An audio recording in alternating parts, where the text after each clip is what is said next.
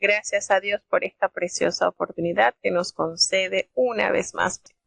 Para este día vamos a tener la lectura de estos 3 capítulos que contiene la segunda epístola del apóstol Pablo enviada a la iglesia fundada en Tesalónica. Y no es mucha la diferencia en la que se escribió la primera y luego haya escrito la segunda. Notamos entonces que esta segunda epístola precisamente data en el año 50 después de Cristo y sigue temas similares a los tratados ya en la anterior epístola. El retorno del Señor, un acontecimiento inminente, un acontecimiento que todo hijo de Dios anhela. Y en esa espera nos santificamos, en esa espera nos fortalecemos, en esa espera aguardamos. Notamos entonces que la primera y la segunda epístola a los tesalonicenses utilizan un lenguaje muy similar. Esto nos sugiere que el apóstol Pablo escribió la segunda epístola con unas pocas semanas de diferencia de la primera. Por supuesto, el tema principal gira en torno al regreso del Señor, pues es el tema central. Es de gran importancia en ambas cartas. En la primera se dice que algunos creyentes estaban perplejos por la muerte de sus seres queridos y si estos se perderían el regreso del Señor y esto les angustiaba. Por eso notamos que el apóstol Pablo les dice: hermanos, no queremos que ignoréis acerca de los hermanos que duermen. Y esto es la respuesta a esa inquietud que en la iglesia despertó. ¿Qué pasará con los que con los que están muertos? ¿Será que no van a poder esperar al Señor? Y el apóstol les deduce verdades que hasta la presente fecha nos llenan de grata esperanza. Entonces, ellos estaban preocupados porque, bueno, a lo mejor ellos iban a perder el regreso del Señor, aquellos que habían muerto en el Señor, claro está. Y en la segunda epístola a los tesalonicenses surge un problemita.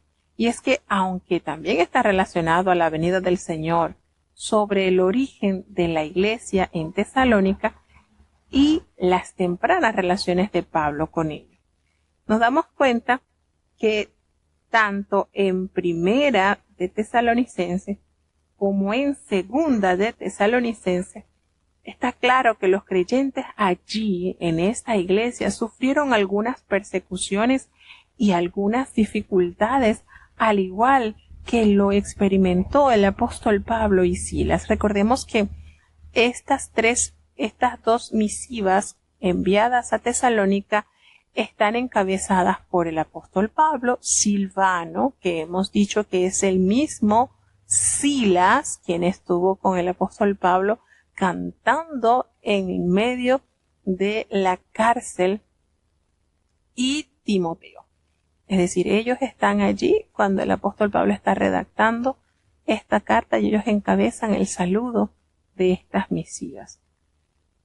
Ellos, por supuesto, es bien conocido las duras experiencias vividas por el apóstol Pablo, por sus compañeros, al enfrentar oposiciones muy severas por parte de sus compatriotas y por parte de gentiles que no les convenía a sus intereses económicos que la verdad de Cristo se extendiera, que no alcanzaran el conocimiento a las personas porque correrían en peligro sus negocios, como fue el caso de aquel platero que veía en peligro que ellos que elaboraban esas esfinges, esas estatuitas de Diana, les quebraran en el negocio, porque una vez que las personas entendieran que no podemos adorar ídolos, porque es el primer mandamiento, este negocio, por supuesto, iría a la quiebra. Entonces, el apóstol Pablo, durante toda su peregrinación, después de ese encuentro con Cristo, camino a Damasco, levantó muchísimas, pero muchísimas personas que querían que muriese, porque lo vieron como una amenaza. Mientras que cuando él caminaba en la confusión de perseguir a los cristianos, pues no tenía enemigos. Los enemigos eran los cristianos según él y se escondían delante de él. Así que cambió drásticamente la postura del apóstol Pablo ante esta situación. Entonces, por supuesto, estos hermanos de Tesalónica habían sufrido pues persecuciones, dificultades, al igual que estos grandes siervos de Dios, a tal punto que ellos fueron obligados a marcharse de Tesalónica, el apóstol Pablo y Sila, y la preocupación del apóstol era por esa estabilidad espiritual que debían tener la iglesia fundada allí en Tesalónica. Y debido a esa angustia, quizás a ese cuidado que él sentía por cada uno de las iglesias que se fundaron a través del trabajo misionero de este gran siervo de Dios, él decide enviar a Timoteo a Tesalónica, pues él había intentado llegar en varias oportunidades, pero como lo detalla en la primera epístola, fue estorbado por el enemigo. Entonces él decide enviar a Timoteo, su ayudador, su hijo adoptivo, para que le diera a conocer a la iglesia cuánto amor y cuánto cuidado el apóstol Pablo hacia ellos, y para ver cómo estaba la iglesia soportando estas adversidades. Entonces, él al escribirles siente una gran satisfacción por las noticias que había recibido sobre la salud espiritual de esta iglesia y la disposición que ellos tenían, sobre esa perseverancia, sobre esa paciencia en medio de la adversidad. Y esto mereció frecuentemente la alabanza y la gratitud del apóstol Pablo, lo cual lo hace resaltar en ambas epístolas.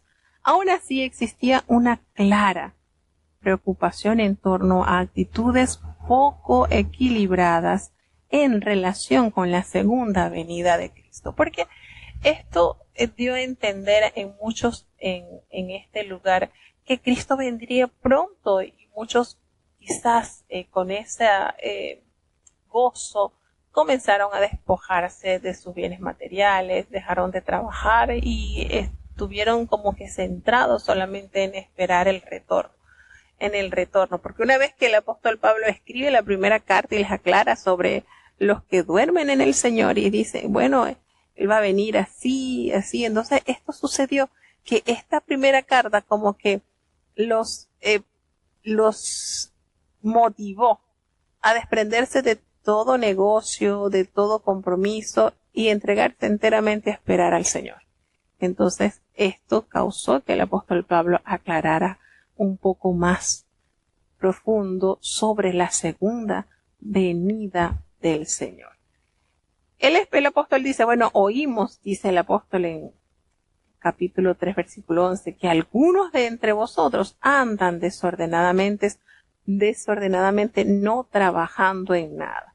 Entonces, cuando nosotros leemos esta situación que se anuncia en la segunda carta, parece que el abandono del trabajo fue provocado por las enseñanzas erróneas de alguien.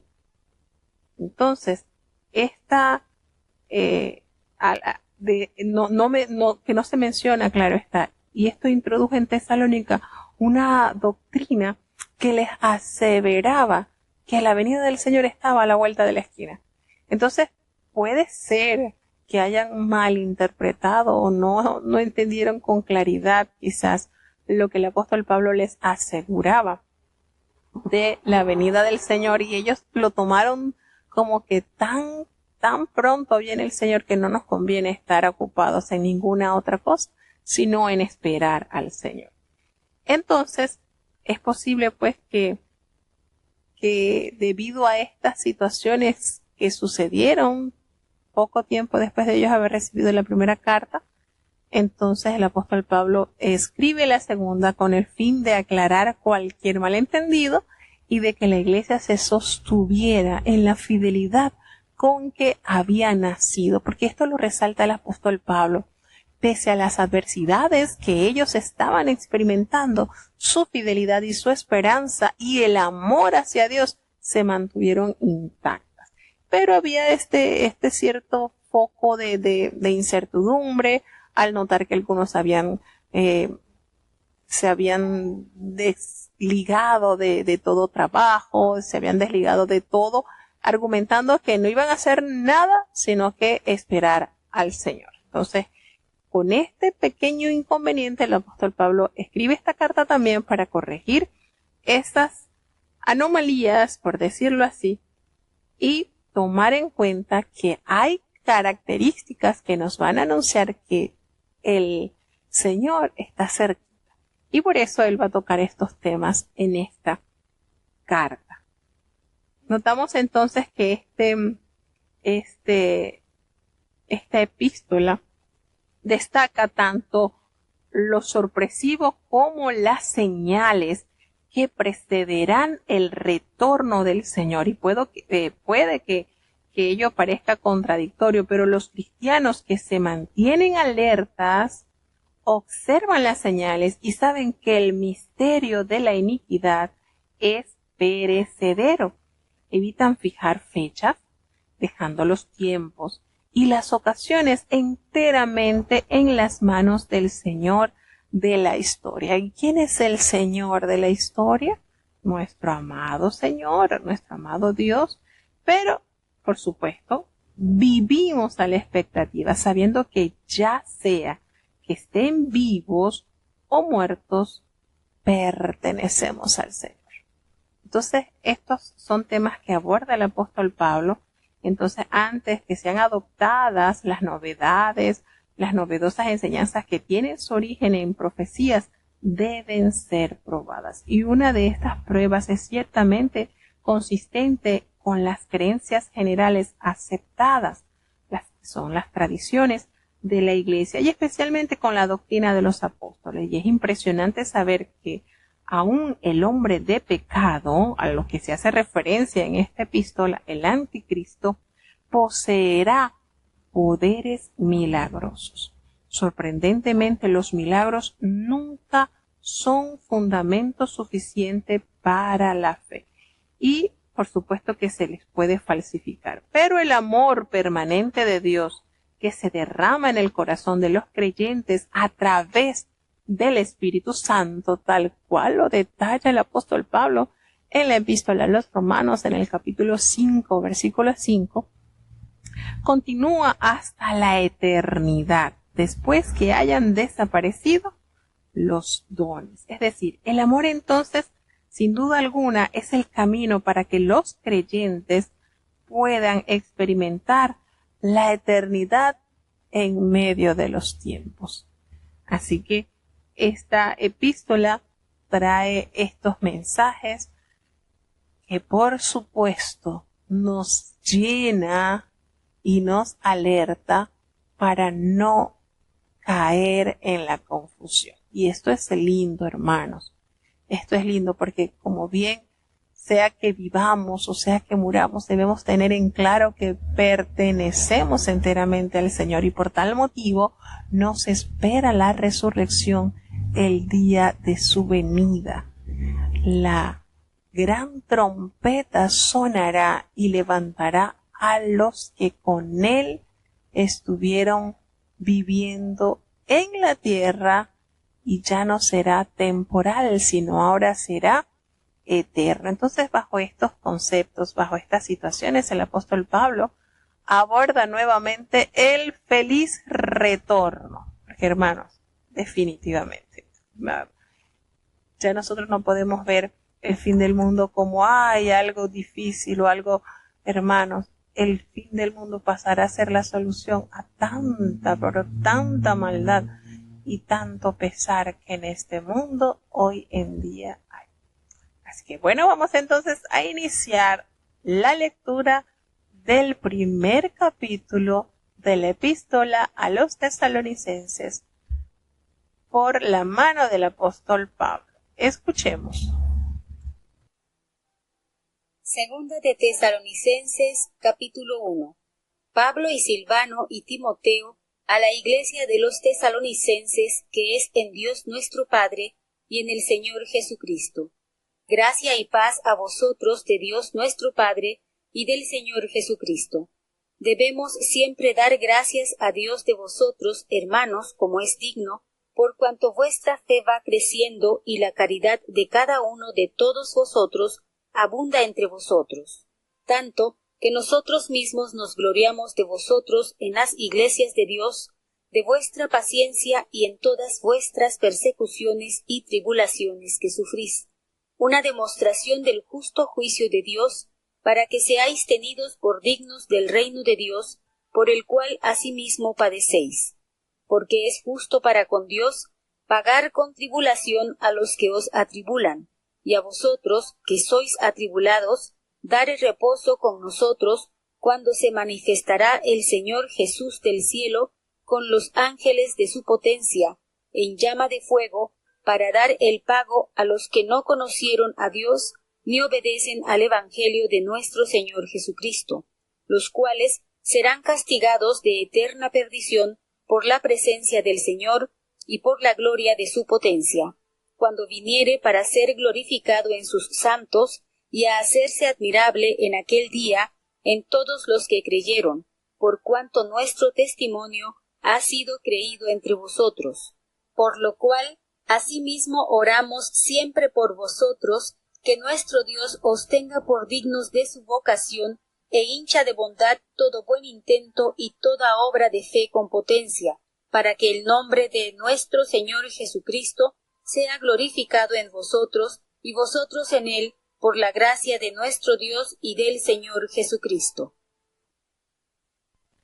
Bueno, notamos entonces el grato saludo del apóstol Pablo, firmando o saludando en su persona en la de Silas o Silvano y el joven Timoteo, que también son colaboradores en la redacción de la primera epístola de los tesalonicenses. Recordemos que ninguna otra carta del apóstol Pablo reúne a estos tres siervos de Dios, aunque el nombre de Timoteo aparece como coautor de otras epístolas. Sin embargo, vemos que esta carta a los tesalonicenses goza de esta particularidad.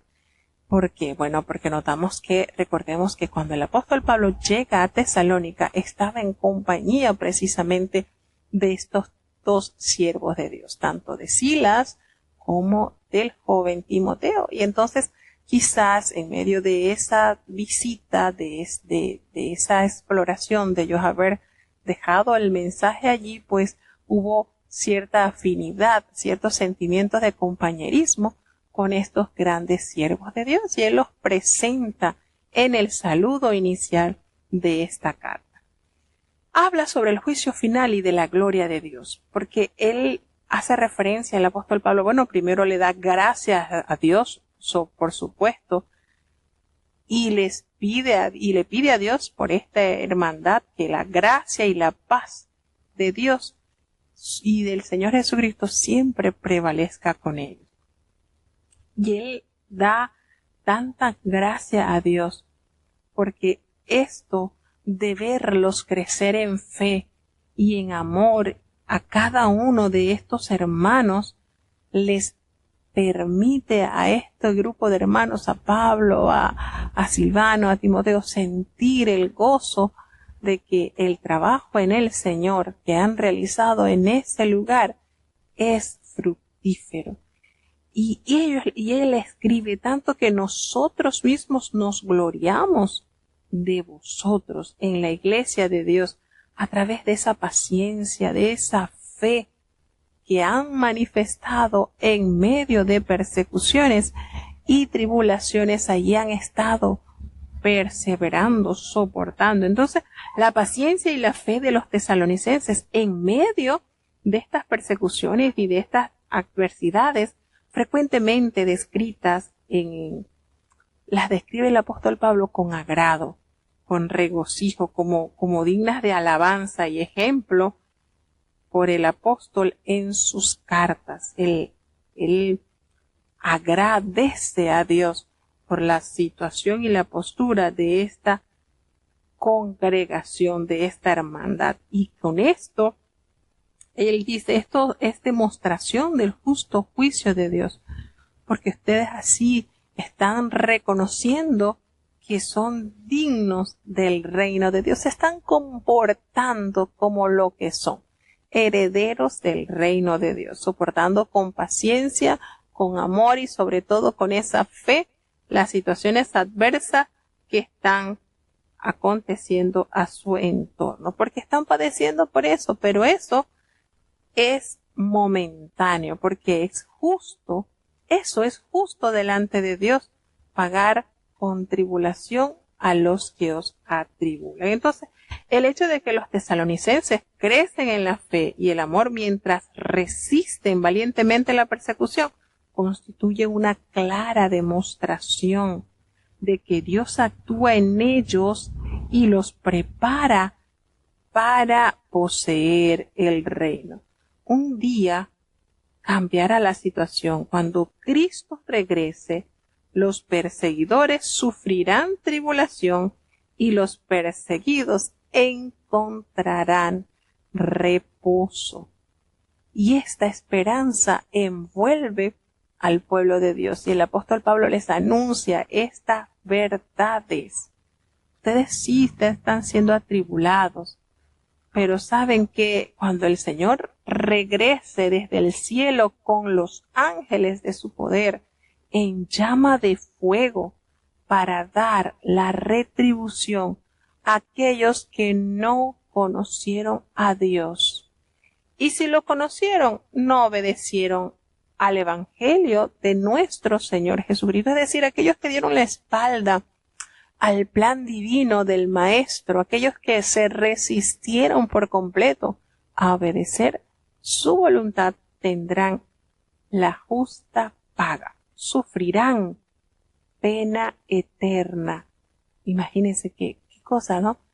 La palabra de Dios es tan clara, nos describe que no va a haber término medio, va a haber gozo eterno, salvación, y va a haber tormento eterno.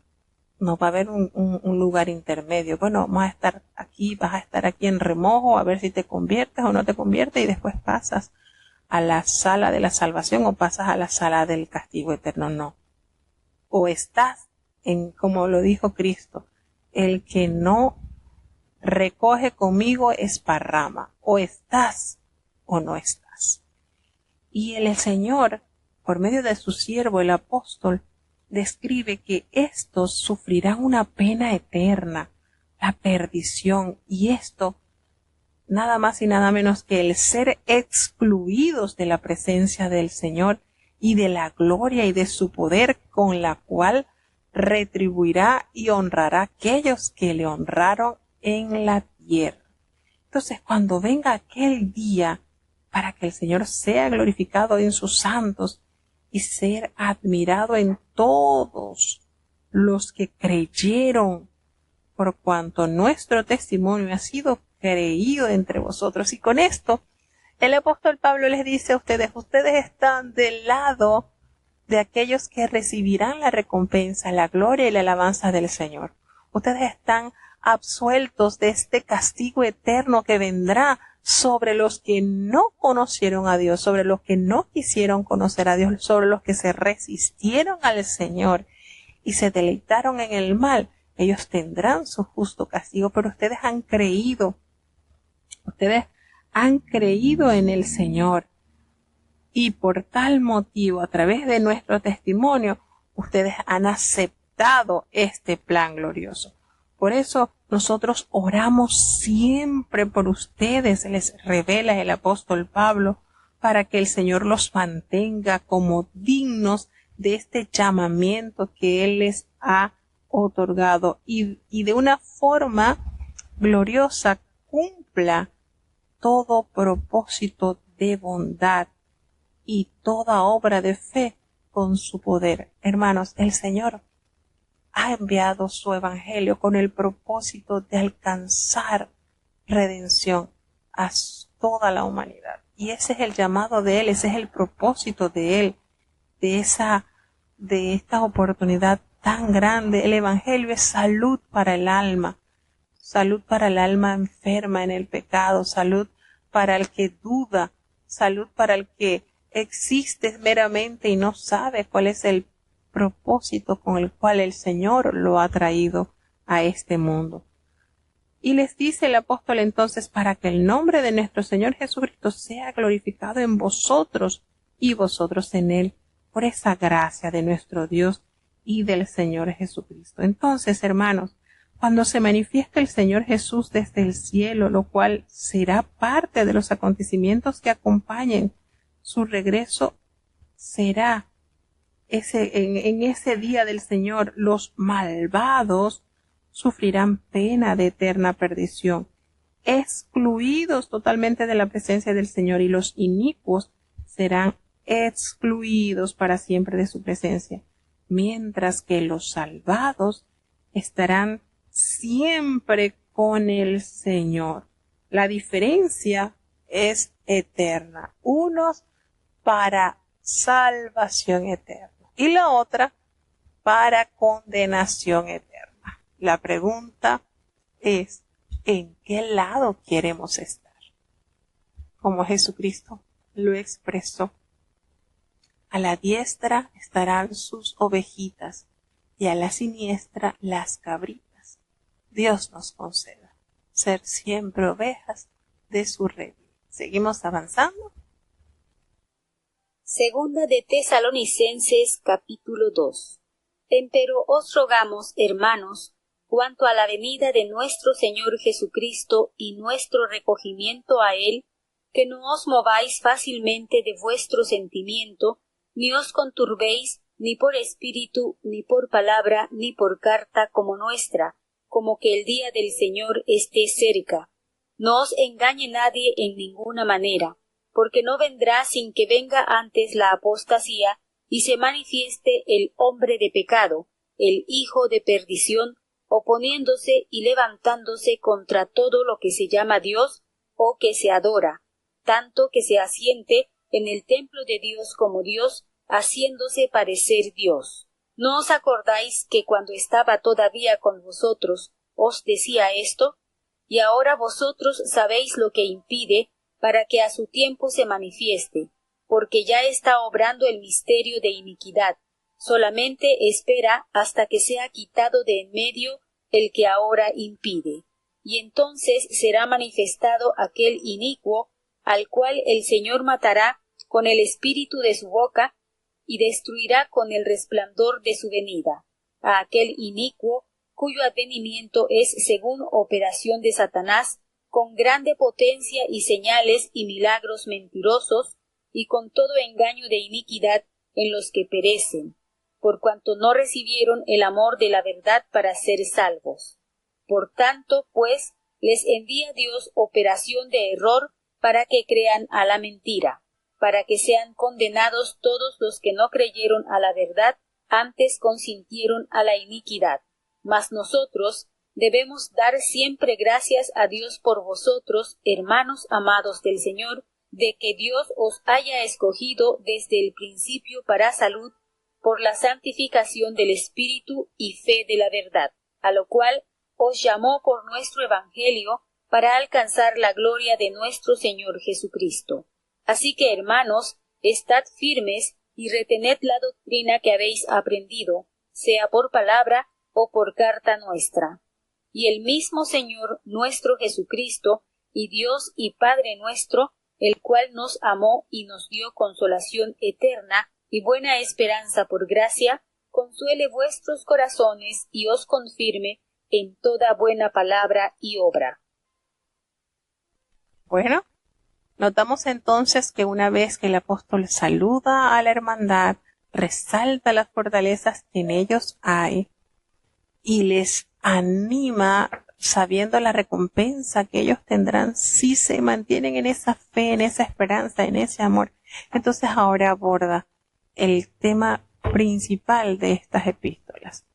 Y él hace la referencia entonces sobre esta gran apostasía que está envolviendo a la iglesia en Tesalónica.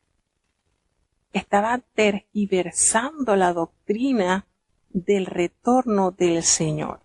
¿Por qué? Porque esto pudo haber causado en ellos una confusión, o estaba causando en ellos una confusión muy grande, y esto pudo haber surgido de repente por espíritus o a través de alguna profecía, como una palabra, a través de la instrucción, de cierta instrucción razonada, y aún por carta, como que si fuera por nuestra, dice el apóstol en el capítulo 3:17, y es como esto se convierte en una herejía. La resurrección ya se efectuó. En pocas palabras, esto estaba envolviendo el sentir de la iglesia, y es que el enemigo, como no descansa, por supuesto, y mientras más somos constantes y fieles a Dios, tratará de usar aún la misma fidelidad y convertir nuestra propia esperanza en nuestra propia arma de aniquilación. Entonces, y esto estaba sucediendo en este lugar. Entonces, el error en Tesalónica colocaba en el pasado lo que pertenecía al futuro. Lo que es del futuro, la venida del Señor, entonces ya lo estaba colocando como en el pasado. Y en el sentido de que el día del Señor está cerca, el propósito principal de segunda de Tesalonicenses es corregir este error y poniendo en claro que ciertas señales, especialmente la gran apostasía y manifestación del hombre de pecado, precederán al día del Señor. Entonces el apóstol comienza a decir, miren, no os conturbéis, ni por espíritu, ni por palabra, ni por carta, como si fuera nuestra. Fíjense cómo el apóstol Pablo tenía un pulso para hacer la incisión de dónde estaba el mal, para extraerlo de una manera especial. Definitivamente el apóstol gozaba de esta sabiduría dada de lo alto. Esta gran apostasía, el apóstol dice, miren, con respecto, volviendo a retomar el tema del regreso del Señor, con respecto a la venida de nuestro Señor Jesucristo y nuestra reunión con Él, porque vamos a ser reunidos como una sola nación. Nosotros les rogamos, hermanos, que no os mováis fácilmente, de vuestro modo de pensar, ni conturbéis nada, ni por espíritu, ni nada de esto, nada de esto, nadie. Fíjense la exhortación y la recomendación efectiva del siervo de Dios. Nadie os engañe en ninguna manera, porque no vendrá sin que antes venga la apostasía. Y en pocas palabras, esto no ha sucedido, así que este acontecimiento que muchos dicen que ya quizás pasó, no ha sucedido. No ha sucedido la apostasía, así que todavía es imposible que el Señor y se manifieste el hombre de pecado, el hijo de la perdición. Y por supuesto que estos versículos tienen una conexión enorme con el libro del Apocalipsis, sin duda alguna.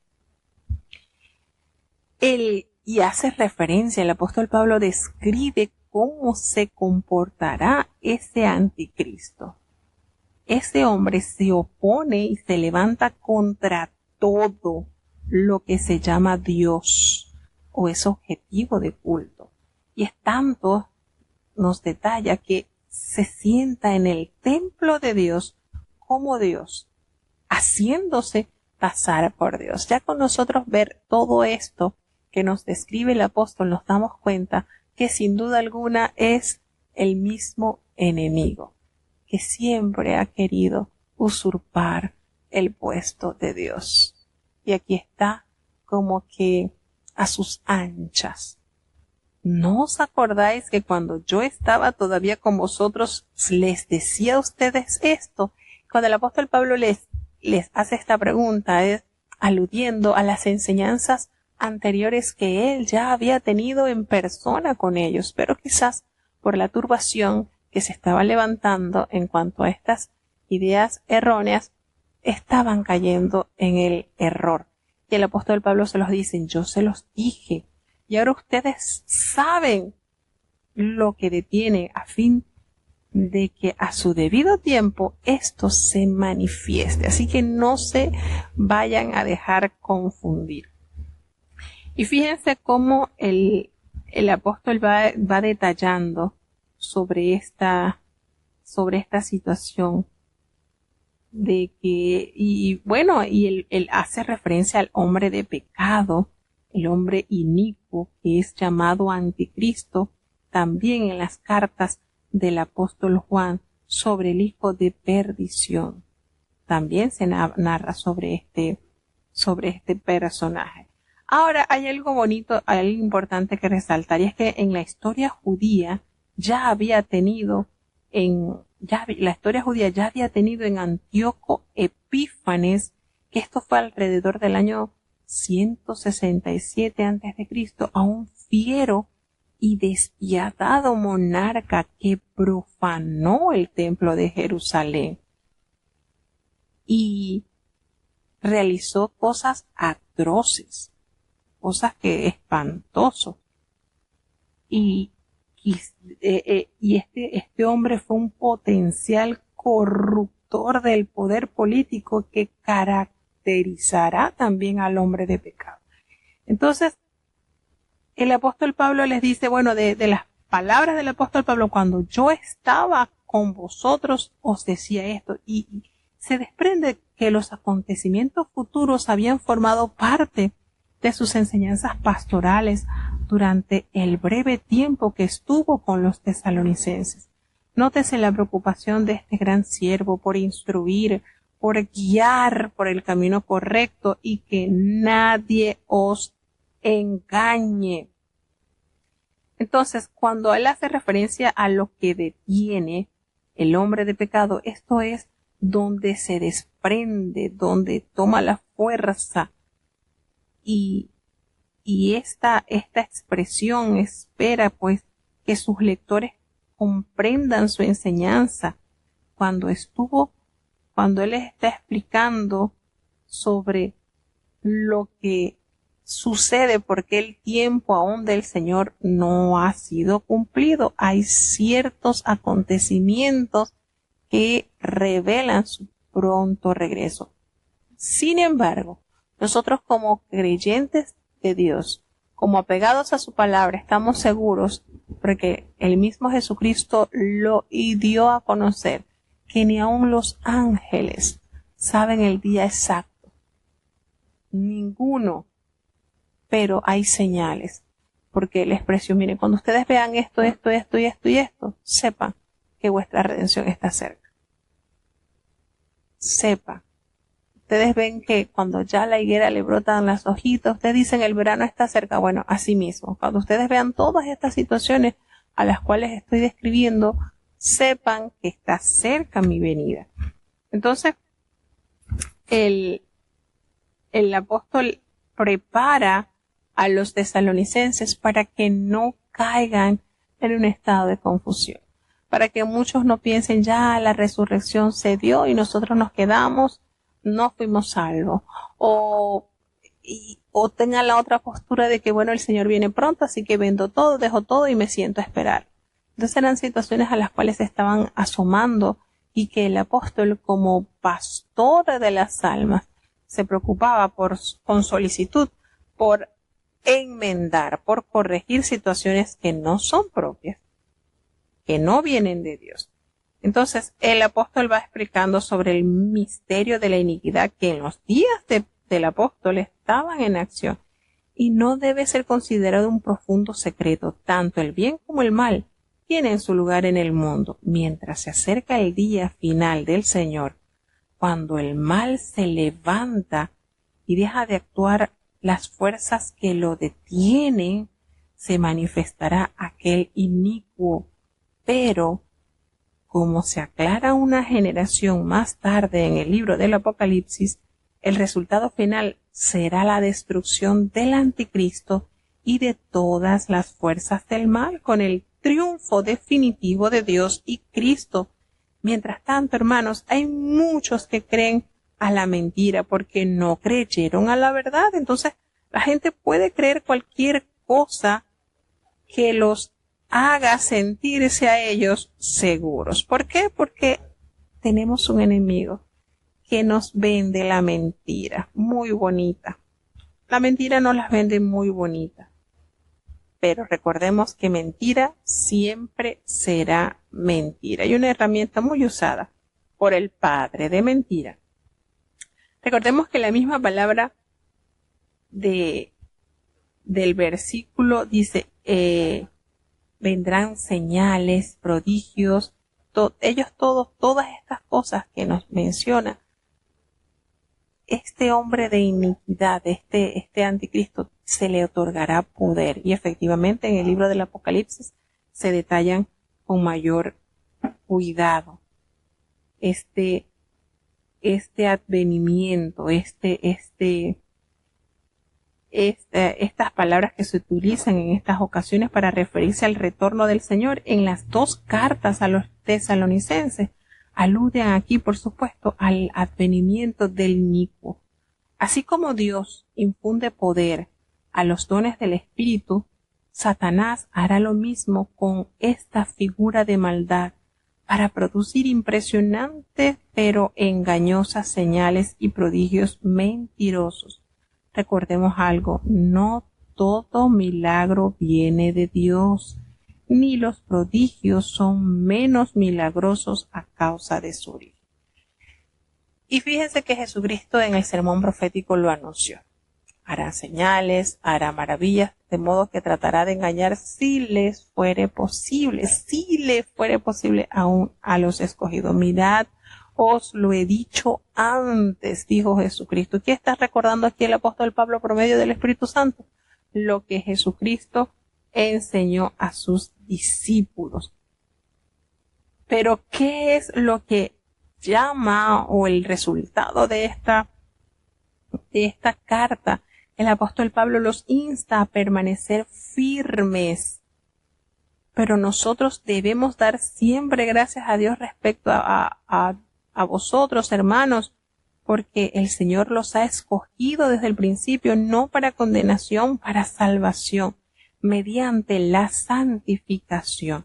Y la santificación es solo una manera de traducir la palabra santidad en un término más característico y que aparecen 3 veces en esta epístola, más a menudo que en las cartas a los romanos, y en razón de que la obra del Espíritu consiste fundamentalmente en el cultivo de la santidad y se le designa generalmente como el Espíritu Santo, así que insta de forma espléndida al equilibrio entre la santidad personal del creyente y la fe en la verdad, entre la piedad que el Señor quiere que en cada uno de sus hijos se manifieste. Así que, hermanos, estad firmes, retened la doctrina que habéis aprendido.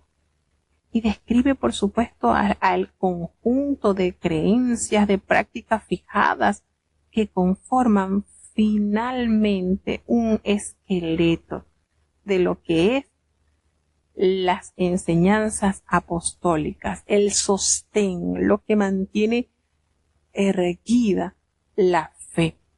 Entonces el apóstol Pablo se refiere a esta idea cuando 6 años más tarde le hablan de la tradición a la iglesia de Corinto y cita la práctica de la iglesia como esa fuente de consejos pastorales.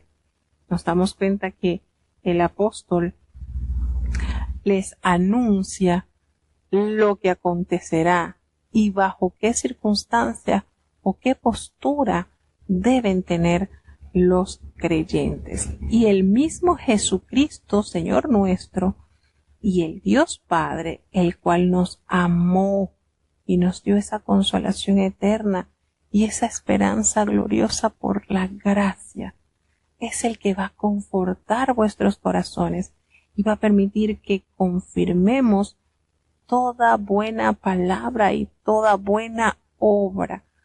Es el resumen que Él les da.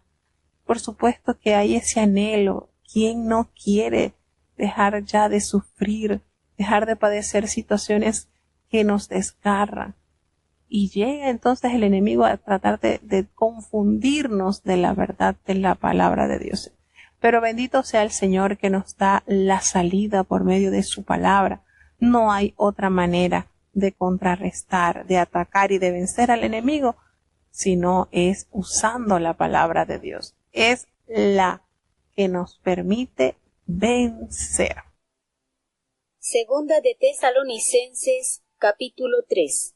Resta, hermanos, que oréis por nosotros, que la palabra del Señor corra y sea glorificada así como entre vosotros, y que seamos librados de hombres importunos y malos, porque no es de todos la fe, mas fiel es el Señor que os confirmará y guardará del mal. Y tenemos confianza de vosotros en el Señor, que hacéis y haréis lo que os hemos mandado. Y el Señor enderece vuestros corazones en el amor de Dios y en la paciencia de Cristo. Empero os denunciamos, hermanos, en el nombre de nuestro Señor Jesucristo, que os apartéis de todo hermano que anduviere fuera de orden, y no conforme a la doctrina que recibieron de nosotros, porque vosotros mismos sabéis de qué manera debéis imitarnos, porque no anduvimos desordenadamente entre vosotros, ni comimos el pan de ninguno de balde, antes obrando con trabajo y fatiga de noche y de día, por no ser gravosos a ninguno de vosotros, no porque no tuviésemos potestad, sino por daros en nosotros un dechado para que nos imitaseis, porque aun estando con vosotros os denunciábamos esto, que si alguno no quisiere trabajar, tampoco coma, porque oímos que andan algunos entre vosotros fuera de orden, no trabajando en nada, sino ocupados en curiosear. Y a los tales requerimos y rogamos por nuestro Señor Jesucristo, que trabajando con reposo coman su pan. Y vosotros, hermanos, no os canséis de hacer bien. Y si alguno no obedeciere a nuestra palabra por carta, notad al tal, y no os juntéis con él, para que se avergüence. Mas no lo tengáis como a enemigo, sino amonestadle como a hermano. Y el mismo Señor de paz os dé siempre paz en toda manera. El Señor sea con todos vosotros. Salud de mi mano, Pablo, que es mi signo en toda carta mía. Así escribo. La gracia de nuestro Señor Jesucristo sea con todos vosotros. Amén. Bueno, fíjense la manera en que el apóstol Pablo no se cansaba de exhortar, de aconsejar, de llamar para acudir a solucionar algunas cosas que no caminaban conforme al plan de Cristo. Y él en este último capítulo que contiene esta carta, le dice, mire hermanos, les pide que oren. Y esto es algo bonito, hermanos, porque si ustedes se han dado cuenta, una de las características preciosas que tenía este gran siervo de Dios es que presentaba a las congregaciones en oración y se los manifestaba siempre, los presento a ustedes, están en mi memoria, oro a favor de ustedes, pero él requería que esto fuese algo cíclico. Él oraba por el pueblo de Dios, por los hermanos en la fe, pero también requería que los hermanos oraran a favor de él. Fíjense, y esto es algo sumamente importante en lo cual debemos de meditar. Es de suma relevancia que nuestras voces se eleven al trono de Dios en favor de nuestros hermanos. Qué lindo y qué maravilloso es orar unos por otros. Esto es agradable. Ustedes saben dónde el Señor deposita nuestras oraciones, que realmente elevamos a Dios con sinceridad, en esa copa de oro. Eso, nuestras oraciones suben como incienso, agradable perfume ante la presencia de Dios. Cuando nosotros oramos unos por otros, esto es perfume grato a Dios. Y esto no queda al vacío, esto está guardadito, esa copa de oro. La palabra del Señor nos habla de esas copas de oro que están llenas de las oraciones de sus santos. Y el apóstol Pablo sabía que necesitaba también de las oraciones de la iglesia para que Él fuese usado con poder para engrandecer la obra de Dios en la tierra. Entonces fíjense lo lindo, manifestaba como guía espiritual que los tenía presentes en sus oraciones, pero también esperaba el apoyo en oración por parte de su hermandad. De tal manera que les dice que necesitaba que oraran por ellos para que la palabra del Señor corriera, para que la palabra de Dios siguiera expandiéndose y sea glorificada la palabra de Dios, así como fue el resultado de la palabra de Dios una vez que llegó a Tesalónica. Entonces, motivando a la congregación a que hicieran oraciones para que esto no se detuviera. Y sabemos, hermanos, cuántos años ya de el sacrificio de Jesús, de su exaltación, de su retorno a la diestra del Padre, y cuántos años, y su palabra sigue inmutable, sigue transformando corazones, sigue llenando de esperanza nuestras vidas y sigue aumentando el número de creyentes en la tierra a través de su palabra, para que seamos librados, les dice el apóstol Pablo, de hombres perversos y malos, y nos da una verdad que debemos tomar en consideración, porque no de todos es la fe. Fíjense, no es de todos la fe. A veces nosotros quedamos como paralizados al ver actitudes tan ajenas de Dios, y el apóstol Pablo nos dice, no es de todos la fe. Fíjense qué verdad tan impactante. Pero que el Señor es tan fiel que los afirmará y los va a guardar de ese mal que acecha contra los que sí tenemos fe. Y tenemos esta gran confianza respecto a vosotros, les escribe el apóstol, en que ustedes van a hacer lo que nosotros les hemos ordenado, lo que nosotros les hemos mandado, lo que les hemos pedido. Entonces, fíjese que les dice que el Señor va a encaminar, a dirigir el corazón al amor y a esa paciencia de Cristo. Dios encamina, Dios dirige, Dios es el que lleva. Y les comienza ahora a decir estas advertencias. Pero nosotros les ordenamos, les decimos, hermanos, en el nombre de nuestro Señor Jesucristo, que ustedes se aparten de aquellos hermanos que andan desordenadamente y no según la enseñanza que ustedes han recibido de nosotros.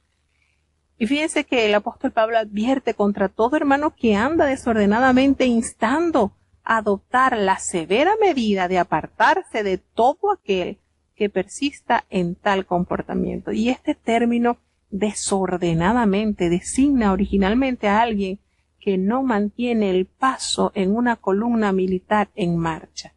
Y el rechazo al trabajo que puede que haya surgido de la creencia, pues como habíamos comentado, de que algunos tesalonicenses habían hecho suya de que el día del Señor llegaría tan rápido en un momento a otro que ellos habían dejado de trabajar porque les parecía que era innecesario. Entonces el apóstol Pablo aquí exhorta a los hermanos y le dice, mire, ustedes saben que nosotros les hemos dado ejemplo, cómo hemos trabajado.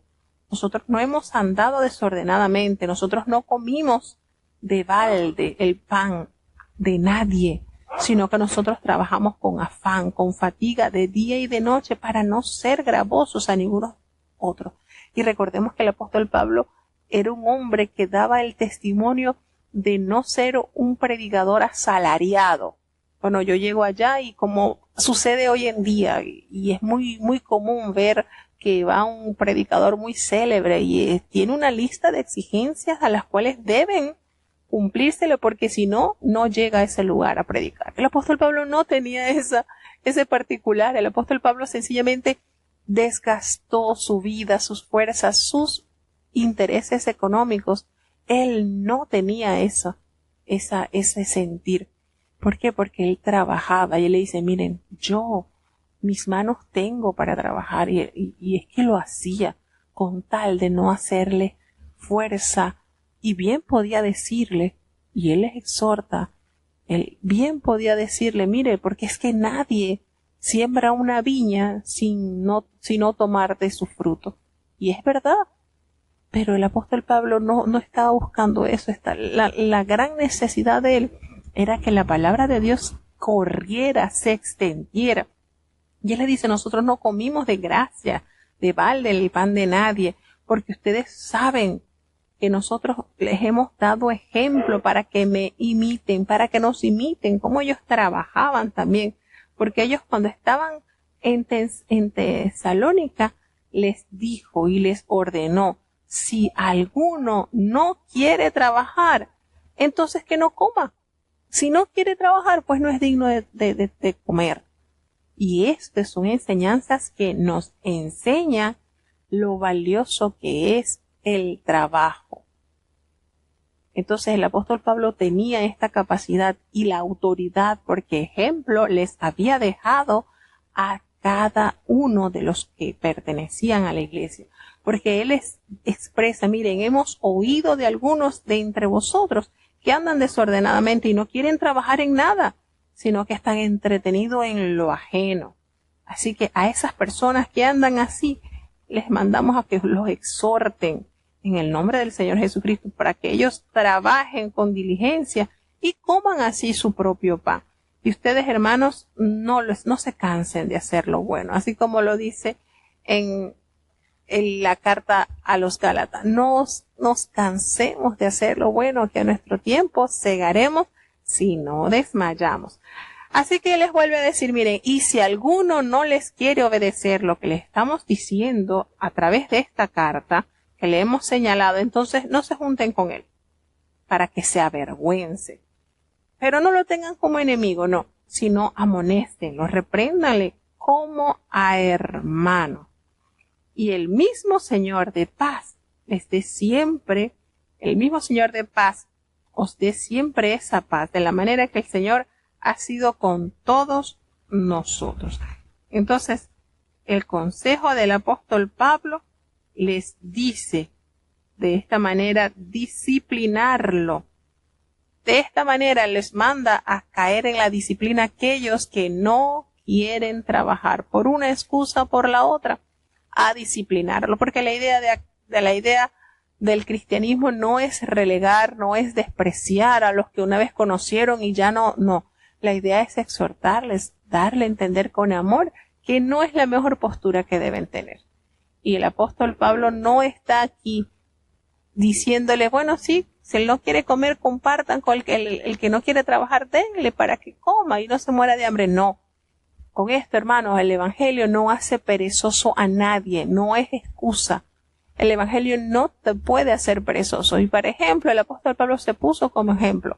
Estando allá en su trabajo misionero, trabajó, ganó almas, pero también se ayudaba y se sustentaba. Claro, hubo hermanos, congregaciones como Filipos, que estuvo tan pendiente de este gran siervo de Dios que no medían en invertir en el trabajo de este gran siervo de Dios. Sin embargo, el apóstol Pablo dice, les dimos ejemplo, trabajamos.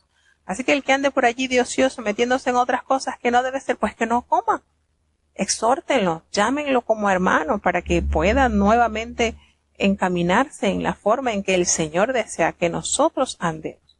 Entonces, de esta manera el apóstol Pablo cierra esta epístola de los tesalonicenses.